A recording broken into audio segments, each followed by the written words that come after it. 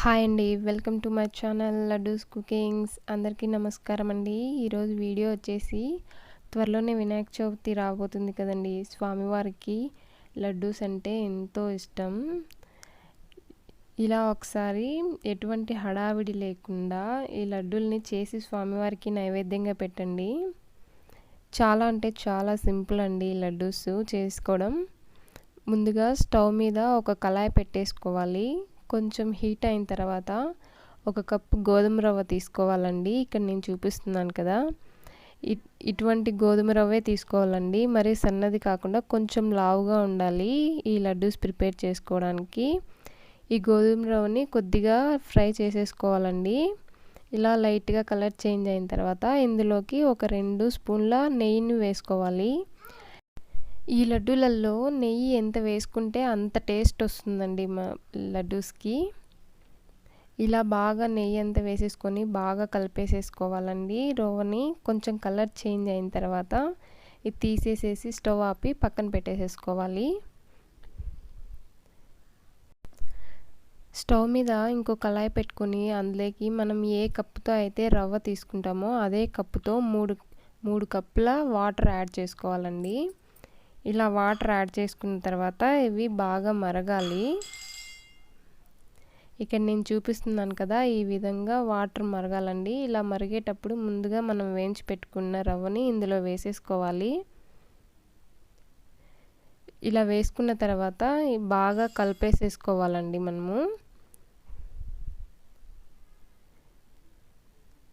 ఇలా కలుపుకున్న తర్వాత ఇది బాగా రవ్వ కొంచెం దగ్గర పడాలి, బాగా ఉడికి. ఇక్కడ నేను చూపిస్తున్నాను కదా, ఈ విధంగా బాగా ఉడకాలండి. ఇలా ఉడికి దగ్గర పడ్డప్పుడు ఇలా ఉడికేటప్పుడు ఇందులోకి మరో 2 స్పూన్ల నెయ్యిని యాడ్ చేసేసుకోవాలండి. ఇలా నెయ్యి మొత్తం కరిగిపోయేలాగా మొత్తం అంతా కలిపేసేసుకోవాలండి.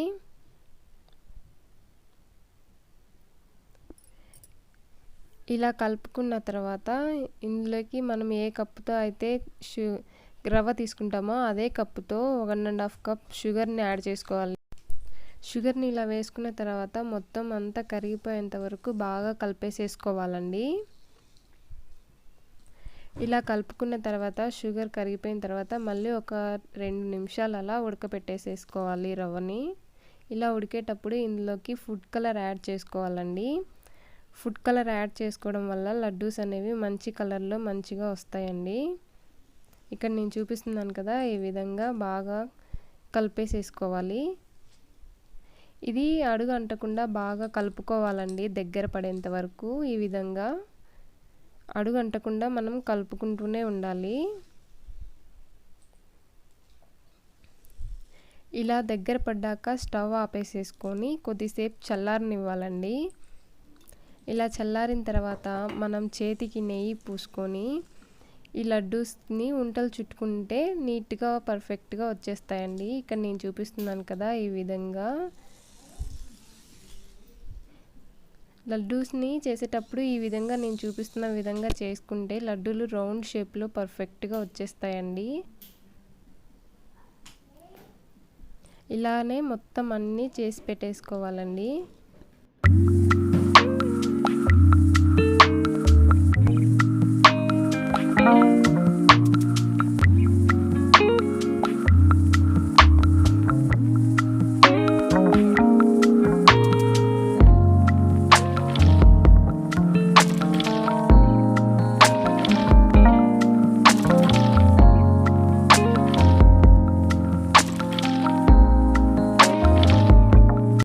అంతే అండి, లడ్డూస్ ప్రిపేర్ అయిపోయాయి. చూసారా ఎంత పర్ఫెక్ట్గా ఎలా వచ్చాయో, మంచి షేప్లో. కలర్ కూడా సేమ్ చూడ్డానికి మోతిచూర్ లడ్డు ఎలా ఉంటుందో అలాగే ఉంటుందండి. చాలా అంటే చాలా బాగుంటుంది. ఒకసారి మీరు కూడా ట్రై చేసి ఎలా వచ్చిందో నాకు కామెంట్ చేసి చెప్పండి. నా ఈ వీడియో కనుక మీకు నచ్చినట్లయితే ప్లీజ్ లైక్ చేసి, షేర్ చేసి, సబ్స్క్రైబ్ చేసుకోవడం మాత్రం మర్చిపోకండి.